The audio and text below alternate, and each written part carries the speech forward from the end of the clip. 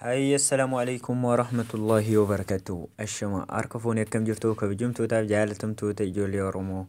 الحمد لله أن جاكي سنين جرا سنيس بقربين ساتي كنا سنين جاي سنين جتا الرس جافي نمتو كل مرة كأيجي شورا كرام سنجراتين كنين نجافتنا السنون بيتني شورا إما فيسبوكا كسمة حالة كمين أكاتا سجلي وامي إيمو كينيا جيجيرا شودن دينيو الرت فيديو كنا قبس سنين في شورا فيديو كانت تصندين إنسانين دورا أكما أرمان دورا يوكان إيرو كانان دوراني سين أجر سيساتوري جورا حالا كمينا كت يوتيوب كيا سبسكرايب غوتن أكسماس فيسبوك كيا فولو كنا غوتن كبجان أكن سين أجر سيسوف كبجان أكنا فانا ديم تاني سنين جري جورا جل كبا يوتيوب كي سنرا هاي قلتني جورا يوتيوب كيا رت سيرش غوتني جعفر كمال جتني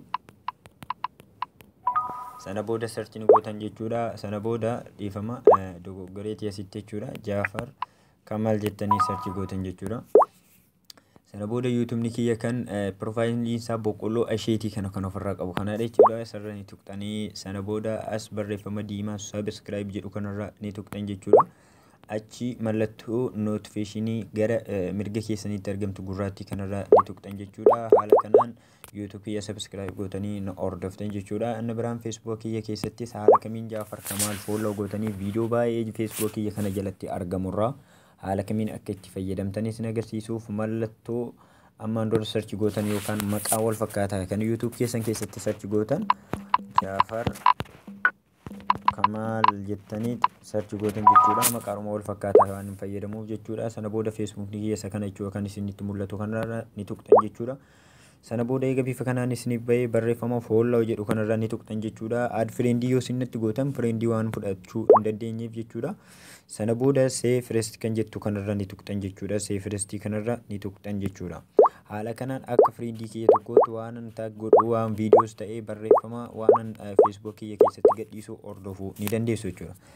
Gara barumsa kiyya har'aatti darbuuf jalqaba imo irraa eegalu jechuudha. Imo keessan jalqaba Play Store keessa seentanii haalan ammaan dura viidiyoo tokko qopheessee dabarsetti akkaataatti aappii haaromfatan isiniif dabarseetiin ture jechuudha. Haala sana hubachuudhaan namni hin beekne imo keessan ni haaromsitan jechuudha. Achi booda eega imo keessan haaromsitanii as keessanii seentan jechuudha. Xiyya sadan kanarra jechuudha. Asirra ni tuqxan. Sana booda setting kan jedhu kanarra tuqxan jechuudha. sana booda as gada deemuudhaan jechuudha ringtone kan jettu kanarraa ni tuqxan jechuudha. Sana booda namni aappii kana qabdan jechuudha aappii ZJ jettu kana kan qabdan aappicha keessaa buufattanii irratti hidhachuu ni dandeessan. Inni biraan immoo faayila kan keessan keessaa yoo barbaaddan irratti hidhachuu ni dandeessan. Yoo barbaaddan immoo qaafoo moobaayila keessanii keessaa filachuuf asirra ni tuqxan jechuudha. Sana booda mee fakkeenyaaf tokko tokkoon haa filannu jechuudha. Sagalee waamicha imo keenya jijjiirrachuu ni dandeenya jechuudhaan kanarraan qabaa kanarraa waan hin qabuuf kanuma irratti hin dhiisaa kan barbaadan irratti hidhachuu ni dandeessu jechuudha. Inni biraan ammas immoo barumsi kiyyaarraa waa'ee Facebook keessatti namni baay'een illee kan beektan yoo taatan namni hin beekne ni jirtu. Akkaataa haala kamiin nama bilook goone haala kamiin deebinee kan messenjeraaf akkasumas Facebook keessatti bilook goone haala kamiin akka deebifnee argannu jettan jechuudha. Kan argachuuf xiyya sadan as gubbaa jiru kanarra ni tuqxan jechuudha. Sana booda as gadi adeemuudhaan account setting keessan keessa ni galtan jechuudha. Account setting kan jedhu kana keessa ni galtan jechuudha. Account setting keessa jechuudha. Nama Facebook irratti bilook gootan argachuuf kan sana booda blocking kan jedhu kanarra ni tuqxan. Sana booda jechuudha an fakkeenyumaa Facebook kiyya tokko amma bilook godheetiin ka'e jechuudha. Facebook kiyya Jaafee Jimmaa jedhu kana bilook godheetiin ka'e sana booda yoon bilook kan jedhu kanarra tuqxan jechuudha. Barreeffama yoon bilook jedhu kanarra ni tuqxan jechuudha. Sana booda ammas yoon bilook kan jedhu kanarra tuqxan bifa urungaadee kanaan kan isiniif ba'u kanarra ni tuqxan jechuudha. Haala kanaan nama Facebook keessan keessatti bilook gootan irraa eegtan jechuudha. Inni biraan messenjera keessaan immoo nama bilook gootan haala kamiin akka itti argattan isin agarsiisuuf ammas messenjera keessan keessa ni seentan jechuudha. Sana booda eega messenjerii keessan irra seentanii mallattoo profaayilii keenyaa kan xiqqaatti as gubbaatti nutti mul'attu jechuudha. Isirra ni tuqxan jechuudha. Mallattoo profaayilii keessanii as gubbaatti isinitti mul'attu kana jechuudha. Isirra ni tuqxan jechuudha.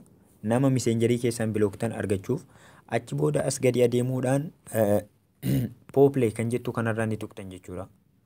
Pooplay kan jettu kanarra ni tuqxan jechuudha. Sana booda blocked pooplay kan jettu kana barreeffama kanarra ni tuqxan jechuudha. Blocked pooplay kan jettu kanarra ni tuqxan.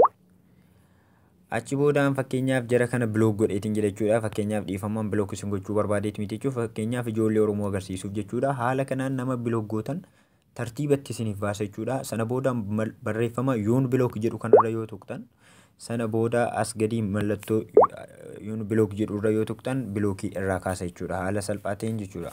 Nama messengerii keessatti bilook gootan jechuudha.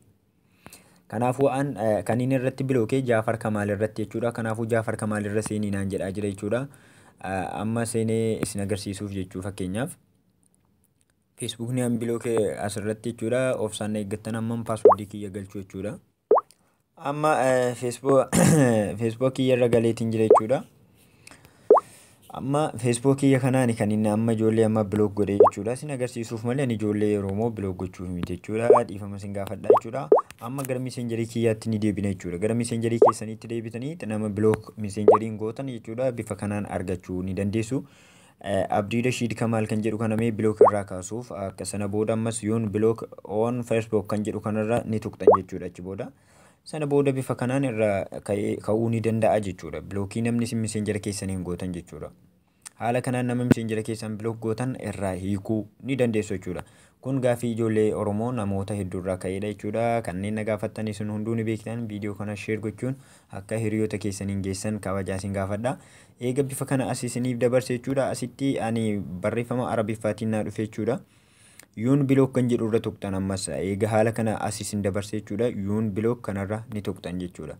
An barreeffama Arabiffaatiin naa dhufe maamiti ammas asittis yoon bilook jedhu irra ni tuqxan jechuudha. Haaluma Facebook keessaatiin jechuudha. Nama messengera keessaniinis bilook gootan haala kanaan argachuu ni dandeessu jechuudha. Kanaafuu YouTube kiyya akkasumas Facebook kiyya subscribe akkasumas follow gochuun akkana hordoftan kabajaan isin gaafadha jechuudha. Assalamu alaikum wa rahmatullahi ta'ala wa barakatuh.